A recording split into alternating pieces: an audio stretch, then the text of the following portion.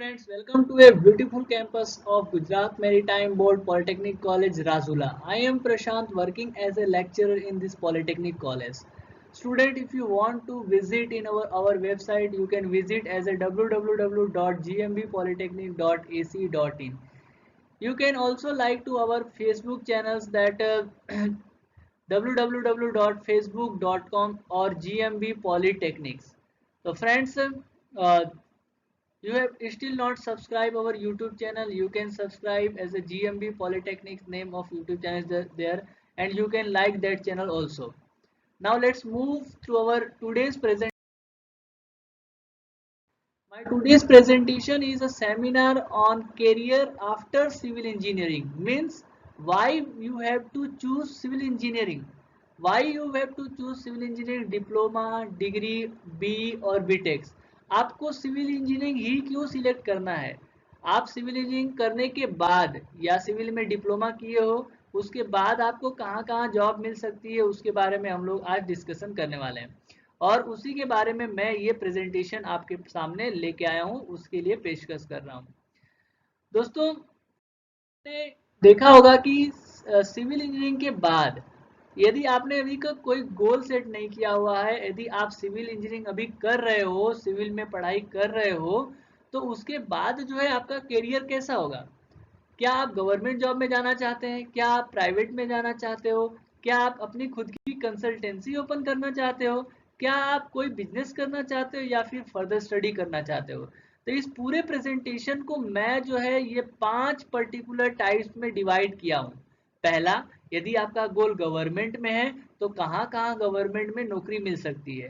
Private job करना चाहते हो सिविल इंजीनियरिंग के बाद तो उसके अंदर क्या क्या कर सकते हो। कंसल्टेंसी में वर्क करना चाहते हो तो उसके लिए आपको क्या करना होगा। बिजनेस करना चाहते हो तो उसके लिए आप क्या कर सकते हो, या फिर आप फर्दर स्टडी करना चाहते हो तो कौन कौन से स्कोप है सिविल इंजीनियरिंग के। तो दोस्तों, यदि आप जो है सिविल इंजीनियरिंग के बाद जॉब करना चाहते हो, जैसे सेंट्रल गवर्नमेंट है, तो सेंट्रल गवर्नमेंट के अंदर कौन कौन से रिक्रूटमेंट बोर्ड है जिसके अंदर आपको जॉब मिल सकती है, या फिर उसको पीएसयू भी बोलते हैं, पब्लिक सेक्टर यूनिट। तो सबसे पहला है railway recruitment board, RRB. Diploma के बाद जो है आप जो है जेई में एप्लीकेशन कर सकते हो, जूनियर इंजीनियर में। ठीक है। स्टाफ सिलेक्शन कमीशन भी जेई लेता है। तो जेई कौन बनता है? तो जो लोग डिप्लोमा पास करते हैं उनको हम लोग जेई के पोस्ट में एप्लीकेशन कर सकते हैं।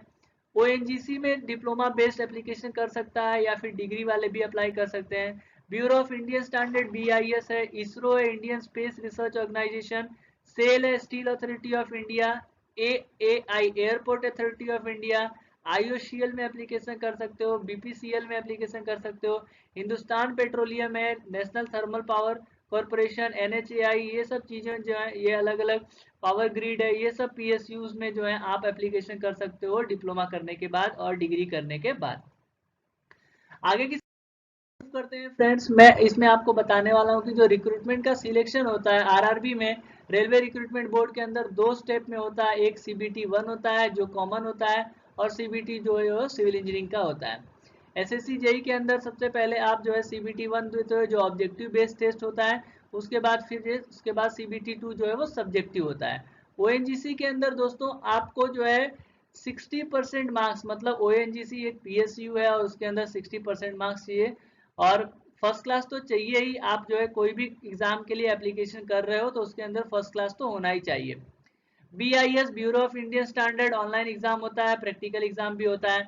इसरो के अंदर भी ऑनलाइन एग्जाम और स्किल टेस्ट, ग्रुप डिस्कशन वगैरह होता है। स्टील सेल के अंदर आप एप्लीकेशन करना चाहते हो तो पीएस होने की वजह से आपको गेट क्वालिफाई होना पड़ेगा।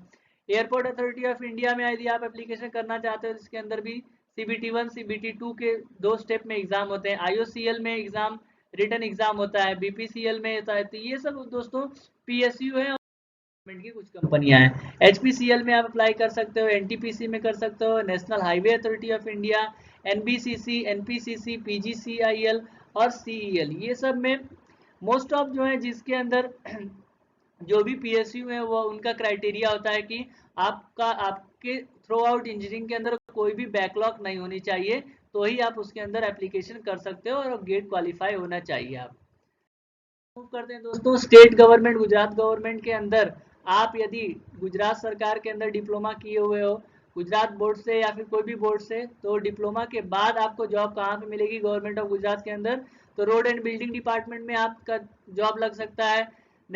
नर्मदा जल संपत्ति कल्चर डिपार्टमेंट में, नर्मदा योजना के अंदर, सरदार सरोवर नर्मदा निगम के अंदर, Gujarat water supply and sewerage board के अंदर, GPCB Gujarat pollution control board के अंदर, जीएचबी गुजरात हाउसिंग बोर्ड के अंदर, GSPHB Gujarat state police housing corporation के अंदर, GERI Gujarat engineering research institute, GWRDC Gujarat water resource development, GSLDC Gujarat state land development corporation limited, GIDC GSFC Gujarat state fertilisers, GMDC Gujarat mineral development corporation.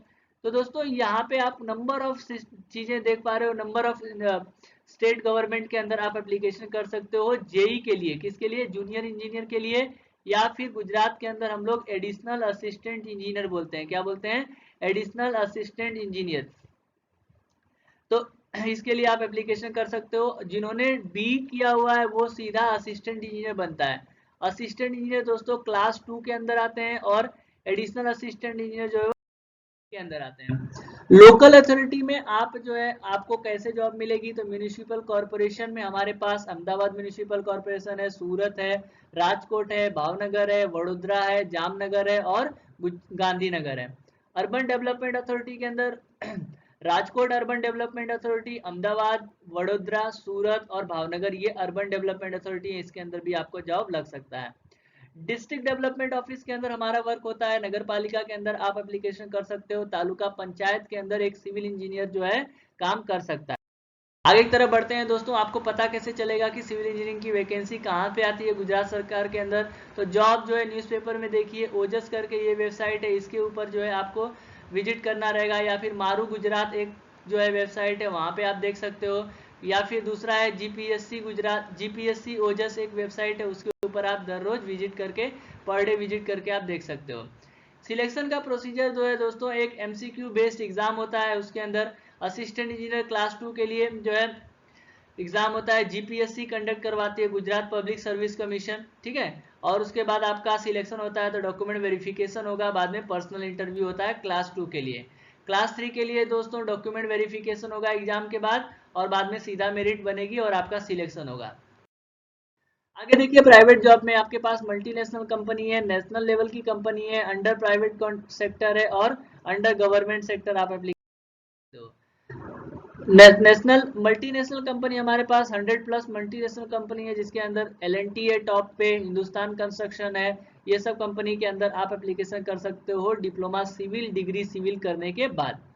इसके अंदर दोस्तों आपका एग्रीगेट सीपीआई एसपीआई ज्यादा होना चाहिए, रिटर्न टेस्ट लेते हैं ये लोग, ग्रुप डिस्कशन लेते हैं, और उसके बाद पर्सनल इंटरव्यू होता है। अंडर प्राइवेट सेक्टर के अंदर जो है आप लोग कम से कम 2-3 साल का एक्सपीरियंस लेके जो है प्राइवेट कॉन्ट्रैक्टर में जॉब कर सकते हो। 2-3 साल का एक्सपीरियंस लेके आप गवर्नमेंट कॉन्ट्रैक्टर के लिए भी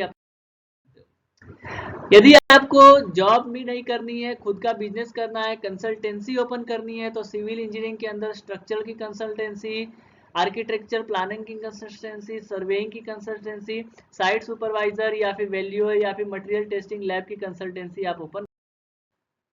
स्ट्रक्चर की कंसल्टेंसी यदि आपको चलानी है दोस्तों, तो आपके अंदर क्वालिफिकेशन बी सिविल के बाद कम से कम 5 साल का एक्सपीरियंस सर्टिफिकेशन होना चाहिए स्ट्रक्चर इंजीनियरिंग के अंदर। एमई एमटेक सिविल इंजीनियरिंग का स्ट्रक्चर इंजीनियरिंग के अंदर होए तो आपको कम से कम 2 साल का वर्किंग एक्सपीरियंस होगा, तो ही जाके आप जो है स्ट्रक्चर इंजीनियरिंग कंसल्टेंसी खोल सकते हो। पीएचडी करने के बाद 1 साल का एक्सपीरियंस चाहिए रहता है। आपको करना क्या होगा, तो आपको सबमिशन ड्राइंग बनाना होगा, स्ट्रक्चरल ड्राइंग बनाना होगा, जैसे कि रेसिडेंशियल बिल्डिंग होता है, कॉमर्शियल बिल्डिंग होता है, स्टील स्ट्रक्चर होता है, आरसीसी स्ट्रक्चर होता है, सभी के लिए आपको पर्टिकुलर जो है डिजाइन वर्क करके, और इन्फोर्समेंट कितना लगेगा, मटेरियल कितना लगेगा, चीजें जो है वो आपको बतानी रहेंगी। रजिस्ट्रेशन आप जो है गवर्नमेंट के अंदर एप्लीकेशन कर सकते हो, वहां से आपको वेरिफिकेशन होता है और आपको लाइसेंस मिलता है, तो ही आप जाके कंसल्टेंसी ओपन कर सकते हो। स्कोप ऑफ वर्क में आर्किटेक्चर बिल्डर या फिर ओनर बिल्डिंग बिल्डर जो होते हैं उनके में ये काम कर सकते हो। इंजीनियरिंग और आर्किटेक्चर प्लानिंग के अंदर जो है बीई सिविल मांगता है, बीई सिविल के बाद कम से कम 2 साल का एक्सपीरियंस आपको होना चाहिए। डिप्लोमा सिविल इंजीनियरिंग के बाद कम से कम 5 साल का एक्सपीरियंस होना चाहिए, तो जो है आप जो है की ऑफिस जो ओपन कर सकते हो।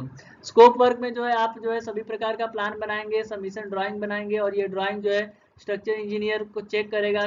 ड्राइंग चेक करने के बाद उसके हिसाब से वो डिजाइन करेगा, स्ट्रक्चर डिटेलिंग करेगा। उसके बाद फिर जो है दोस्तों आप जो है कैसे आपको लाइसेंस मिलेगा, तो कोई भी गवर्नमेंट अथॉरिटी के अंदर गांधीनगर से एप्लीकेशन करना पड़ता है और उसके बाद फिर आपको लाइसेंस मिलता है, जिसके बाद आप जो है प्लानिंग की डिजाइन की ऑफिस जो है अपना खुद। सर्वेइंग आपको करना है तो उसके लिए आपको अलग अलग इंस्ट्रूमेंट रखने पड़ेंगे और उसके बाद आपका क्वालिफिकेशन बी सिविल होना चाहिए, डिप्लोमा सिविल होना चाहिए। तो आप जो है सर्वे वर्क कर सकते हो। सर्वे वर्क में प्लान और लेआउट बना के आप जो है लोगों को देते हो बिल्डिंग के या फिर अलग अलग स्ट्रक्चर के। रजिस्ट्रेशन आपको सेम गवर्नमेंट में करना पड़ेगा, एप्लीकेशन करना पड़ता है, कोई स्टेप्स होते हैं, फॉर्म भरना पड़ता है, तो आप जो है सर्वेयर और प्लानर की ऑफिस जो ओपन कर सकते हो।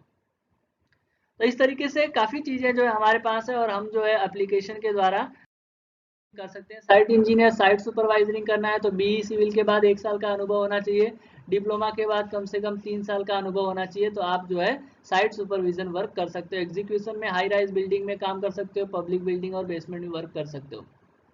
रजिस्ट्रेशन जो है आपको साइट सुपरवाइजर करवाना है तो आपको गवर्नमेंट में रजिस्ट्रेशन करना पड़ता है और वहां से आप लेना पड़ता है। एस्टिमेशन, कॉस्टिंग और वैल्यूएशन के अंदर यदि आपको वर्क करना है दोस्तों, तो जो है आपको रियल एस्टेट में अनुभव होना चाहिए, बिल्डिंग कंस्ट्रक्शन में, टाउन प्लानिंग में, लैंड डेवलपमेंट में। तो बी सिविल के बाद कम से कम आपके पास 10 साल का अनुभव होना चाहिए। एमई स्ट्रक्चर के बाद कम से कम 1 साल का, 2 साल का अनुभव होना चाहिए। कैटेगरी ऑफ वैल्यूअर जो है दोस्तों, जिनका 10 साल का अनुभव है उसके लिए कोई भी नो लिमिट है, कितने भी प्रोजेक्ट के कॉस्ट हो उसके लिए आप जो है वैल्यूएशन कर सकते हो। यदि आपका एक्सपीरियंस 5 से 10 साल का है तो आप जो है 50 करोड़ तक वैल्यूएशन किया जा सकता है। 5 साल का अनुभव है तो आप जो है 5 करोड़ तक वैल्यूएशन कर सकते हो, इतने प्रोजेक्ट के कॉस्ट तक आपका। गवर्नमेंट अप्रूव कंसल्टेंसी यदि आपको ओपन करनी है, खुद की कंसल्टेंसी हो, तो उसके लिए आपके पास क्या वर्क होना चाहिए, आपके पास क्या क्वालिफिकेशन होना चाहिए। तो बीई सिविल होना ही चाहिए। डिप्लोमा सिविल के बाद यदि आपके पास कुछ अनुभव है तो भी चलेगा। स्कोप ऑफ वर्क में to carry out the civil engineering material testing as per IS method, आपको आईएस मेथड के अकॉर्डिंग सिविल इंजीनियरिंग मटेरियल के ऊपर टेस्टिंग करना होगा। आपको सबसे पहले अप्रूवल लेना पड़ेगा NABL से, national accreditation board for testing and the calibration laboratory, या फिर R&B डिपार्टमेंट से आपको क्या करना पड़ेगा, लेना पड़ेगा पर्टिकुलर परमिशन। उसके बाद दोस्तों बिजनेस यदि आपको करना है तो आप बिल्डर में वर्क कर सकते हो, डेवलपर कर सकते हो, प्राइवेट कॉन्ट्रैक्टर, गवर्नमेंट कॉन्ट्रैक्टर बन के एक हो। बिल्डर जो है वो क्या करेगा, रेसिडेंशियल सोसाइटी करे बनाएगा, हाई और लो राइज बिल्डिंग बनाएगा, टाउनशिप करेगा। Private contractor labour contracting work, material contracting work कर सकता है। गवर्नमेंट कॉन्ट्रैक्टर जो है लेबर वर्क, लेबर और मटेरियल मैनेजमेंट कर सकता है, इरिगेशन वर्क में काम कर सकता है, रोड वर्क, ब्रिज वर्क, और उस तरीके से गवर्नमेंट से वर्क कर सकता है। यदि आपको लाइसेंस मिलता है गवर्नमेंट के लिए तो आप जो है क्लास ए टाइप का रजिस्ट्रेशन करते हो, तो कम से कम उसके लिए 3 साल का अनुभव होना चाहिए। बी सिविल के बाद 5 साल का अनुभव होना चाहिए, डिप्लोमा सिविल के बाद।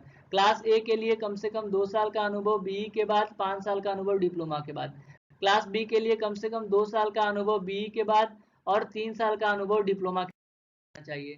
क्लास सी के लिए 1 साल का बी और 3 साल का डिप्लोमा का अनुभव होना चाहिए। क्लास डी के लिए 2 साल डिप्लोमा चलेगा और क्लास E1 के लिए 1 साल बी, 1 साल डिप्लोमा, और E2 के लिए 1 साल बी, 1 साल डिप्लोमा जो है वो चल। दोस्तों यदि आपको फर्दर स्टडी करना है, जॉब नहीं करना है, स्टडी करना है, तो ME MTech आप कर सकते हो। एडमिशन की क्राइटेरिया गेट के थ्रू होती है या PG सेट से होती है। Post graduate common entrance test होता है हर साल, जो ME के लिए आप जो एप्लीकेबल हो। गेट क्वालिफाई करने के बाद स्कॉलरशिप भी मिलती है। स्पेशलाइजेशन ऑफ सिविल इंजीनियरिंग के अंदर आप जो ME transportation, ME structure, ME construction technology, ME irrigation, hydrology and water resource, environment, soil mechanics, environment engineering, remote sensing, integrated water resource management and coastal management के अंदर जो है आप master degree कर सकते हो। गुजरात से यदि आपको करना है तो SBNIT एक बेस्ट कॉलेज है, उसके बाद निरमा है, उसके बाद MSU है, IIT राम है, अदानी है, BBM है, उसके बाद PDPU है। कुछ अच्छी कॉलेज है जहाँ से आप जो है ME कर सकते हो। और LD का नाम कौन भूल सकता है, LD हमारी पुरानी कॉलेज है, इसमें से भी आप जो है मास्टर डिग्री। सिविल इंजीनियरिंग के अंदर जो है बेसिक ऑफ सिविल इंजीनियरिंग जो है आपको यदि करना है तो उसके अंदर वाटर रिसोर्स मैनेजमेंट है, और उसके बाद construction technology, transportation, surveying, hydrology, उसके बाद हाइड्रोलिक्स, फ्लूइड मैकेनिक्स, ये सब बेसिक सिविल इंजीनियरिंग के अंदर आते हैं। अप्लाइड मैकेनिक्स के अंदर ट्रांसपोर्टेशन, जियो टेक्निकल आता है, उसके बाद एनवायरमेंट इंजीनियरिंग आता है। करियर स्कोप की बात करें तो वाटर रिसोर्स इंजीनियरिंग के बाद आप जो है site supervising work, contractor work जो है, कंसल्टेंसी ओपन कर सकते हो, प्राइवेट कंसल्टेंसी में काम कर सकते हो, गवर्नमेंट जॉब में आप एप्लीकेशन कर सकते हो। सिटी कंक्रीट टेक्नोलॉजी के बाद जो है आप जो है गवर्नमेंट कॉन्ट्रैक्टर वर्क कर सकते हो, कंसल्टेंसी ओपन कर सकते हो, कंक्रीट टेस्टिंग कर सकते हो, ट्रांसपोर्टेशन में एग्रीगेट के लैब ओपन कर सकते हो, आर डिपार्टमेंट में काम कर सकते हो, स्ट्रक्चर में करने के बाद स्ट्रक्चर डिजाइन की कंसल्टेंसी ओपन कर सकते हो फ्रेंड्स। आगे की बात, जियो टेक्निकल में यदि आपने इंजीनियरिंग किया हुआ है तो जियो टेक्निकल के लैब में वर्क कर सकते हो, जियो टेक्निकल की खुद की कंसल्टेंसी ओपन कर सकते हो। एनवायरमेंट इंजीनियरिंग में आपने मास्टर किया हुआ है तो एनवायरमेंट की कंसल्टेंसी या रिसर्च वर्क में आप जो है वर्क। तो इस तरीके से आज के वीडियो को हम लोग कंप्लीट करते हैं हुए। इसके बाद आपको मैं ये बताने वाला हूँ कि यदि आपके माइंड में कोई भी क्वेश्चन जनरेट हो रहा है तो आप जो है उस क्वेश्चन का आंसर कमेंट बॉक्स में कमेंट कीजिए, सॉरी उस क्वेश्चन को कमेंट कीजिए जिससे आपको आंसर जो है मिल जाएगा। हमें सिविल इंजीनियरिंग ही क्यों करनी है, क्योंकि सिविल इंजीनियरिंग जो है वो एवरग्रीन ब्रांच है। ठीक है, तो एक चीज मैं आपको यहाँ बताना चाहूंगा कि दूसरे ब्रांच के कंपैरिजन में हमारे सिविल इंजीनियरिंग के अंदर जो है जॉब इजीली अवेलेबल है। दूसरे जो ब्रांच है उसको सिविल इंजीनियरिंग, उसको इंजीनियरिंग करने के बाद जो है जॉब जो है ढूंढना पड़ता है, लेकिन हमारे पास तो जॉब दिखता है। क्या होता है, हमारे पास जॉब दिखता है और आपको जॉब जो है वो लेना पड़ता है। ठीक है, दो फर्क है दोस्तों, किसी को जॉब ढूंढना पड़ रहा है और दूसरा किसी को जॉब जो है दिख रहा है और वहां जाके जॉब लेना है। तो दो फर्क है। चीजें जो है आपके सामने एकदम क्लियर है, वर्चुअल फैक्ट मैं आपके लिए बता रहा हूँ, एक यही रियलिटी है। यदि आप सिविल में हो, सिविल के बाद आप जो है काफी चीजें इसके अंदर नो लिमिट है, स्काई हैज नो लिमिट, बिल्कुल आप जो है काफी इसके डीप में जाके और बहुत सारा पैसा कमा सकते हो यदि आपको कमाने का तरीका आता है तो। ठीक है, नहीं तो फिर आप जो है काफी चीजें जो है आपके सामने है, सब कुछ आपको दिख रहा है। तो इसीलिए मैं आपको ये बोल रहा था कि डिप्लोमा सिविल या डिग्री सिविल ही क्यों लेना है। तो आपको इस वीडियो के माध्यम से इस प्रश्न का उत्तर मिल गया होगा। अब मैं थोड़ा सा अपनी पब्लिसिटी कर लेता हूं जिसमें मैं आपको ये बता रहा हूं कि हमारा जो कॉलेज है जीएमबी पॉलिटेक्निक राजूला, ये कहाँ पे आया हुआ है, तो अमरेली डिस्ट्रिक्ट में आया हुआ है। ठीक है, अमरेली डिस्ट्रिक्ट के आसपास यदि आप लोग हो, इस वीडियो को देख रहे हो, तो जरूर एक बार इस कॉलेज को विजिट कीजिए। इतना सुंदर कॉलेज बनाया गया है, इसके अंदर कितनी काफी सारी फैसिलिटीज प्रोवाइड की गई हैं। लेबोरेटरी जो है बिल्कुल एकदम मस्त लेबोरेटरी बनाई गई है। हर एक इक्विपमेंट जो है वो बहुत ही यहाँ पे अच्छे प्रकार के क्वालिटी है। हमारी कॉलेज के अंदर चार ब्रांच है, एक है सिविल इंजीनियरिंग, दूसरी है मैकेनिकल इंजीनियरिंग, तीसरी है इलेक्ट्रिकल इंजीनियरिंग और चौथी है कंप्यूटर इंजीनियरिंग। चार इंजीनियरिंग है जिसके अंदर आप जो है एप्लीकेशन कर सकते हो। एसीपीडीसी, एसीपीडीसी के बाद आपका एडमिशन होता है। डिप्लोमा करने के लिए 10वीं कक्षा पास होना अति आवश्यक है, 10वीं पास हो तो ही जाके एडमिशन मिलेगा। उसके बाद यदि आपने आईटीआई किया हुआ है तो आईटीआई के बाद सेकेंड ईयर में डायरेक्ट एडमिशन आपको मिलता है। 12th साइंस में फेल हो या फिर 12th कॉमर्स में फेल हो और यदि आपको डिप्लोमा करना है तो 10वीं के बेसिस पे भी आप डिप्लोमा में एडमिशन ले सकते हो। समग्र गुजरात में जो है हमारी कॉलेज का जो रैंक है वो सेमिस्टर 1 में 9th रैंक है। टोटल 122 कॉलेज, डिप्लोमा की बात कर रहा हूं मैं। थर्ड सेमिस्टर में 5th रैंक है और 5th सेमिस्टर में 2nd रैंक है। सौराष्ट्र में जो है आप यहाँ पे देख पा रहे हो, सौराष्ट्र में फर्स्ट सेमिस्टर में 5th रैंक है, थर्ड सेमिस्टर में 5th रैंक है और 5th सेमिस्टर में 2nd रैंक है। तो दोस्तों यदि आपको किसी भी प्रकार की जानकारी चाहिए तो आप जो है यहाँ पे वेबसाइट पे जाइए, वेबसाइट पे जाके जो है वो चीज़ों को आप यहाँ पे देख पा रहे हो। वेबसाइट पे सभी फैकल्टी के कंप्लीट डिटेल रखे गए हैं तो आप उनको भी देख सकते हो। ठीक है, आपको कोई भी प्रकार का प्रॉब्लम है, हम लोग हमारे यहाँ पे हेल्प सेंटर भी है एसीपीडीसी का। तो यदि आपको किसी भी प्रकार का जो है जानकारी चाहिए एडमिशन रिलेटेड तो आप इस 2 नंबर पे कांटेक्ट कर सकते हो एडमिशन के लिए। तो thank you very much friends for watching this video, keep watching keep learning. और लास्ट में एक बात यही बोलना चाहूंगा कि जो है सिविल इंजीनियरिंग जो है इसके अंदर आप जो है यदि आप एक बार एडमिशन ले लेते हो तो उसके बाद आपका जॉब जो है वो तो फिक्स ही है, समझ लीजिए। ठीक है। तो किसी ने बोला है कि यदि आप सिविल इंजीनियरिंग में हो तो आप खुशनसीब हो। सिविल इंजीनियरिंग जो है आपको इतनी पर्टिकुलरली प्रोवाइड करेगी जॉब, जॉब तो उसके अंदर है ही, आपको देखने ही नहीं है, एकदम सेफ है सिविल का जॉब जो है। गवर्नमेंट सेक्टर की बात करें, प्राइवेट सेक्टर की बात करें, हर जगह पे जो है वो इसका बोलबाला रहता ही रहता है। तो thank you very much friends for watching this video. Keep watching, keep learning, keep sharing, और अपने दोस्तों के साथ शेयर कीजिए। एडमिशन रिलेटेड यदि आपको कोई क्वेरी है तो आप कांटेक्ट कीजिए, अदरवाइज मेरे इस यूट्यूब चैनल को जरूर सब्सक्राइब कीजिए। और मैं दोस्तों बी बी के बाद जो जितने एग्जाम होते हैं, आरआरबी, एसएससी, जेई, ठीक है, engineering service exam, UPPSC exam, GPSC exam, उसके लिए भी मैं वीडियो बनाता हूं। तो आप जो है मेरे प्लेलिस्ट में जाके वीडियो देख सकते हो। काफी सारा मैंने बनाया हुआ है सॉइल मैकेनिक्स सब्जेक्ट का। उसके बाद फिर मैंने आप लोगों के लिए कंक्रीट टेक्नोलॉजी का पूरा पूरा का पूरा वीडियो बना दिया हूं मैंने। और उसके बाद फिर मैं बिल्डिंग मटेरियल के वीडियो बनाया हूं, तो आप जो है वहां पे जाके देख सकते हो। Thank you very much friends for watching this lecture, this video. Keep watching, keep sharing.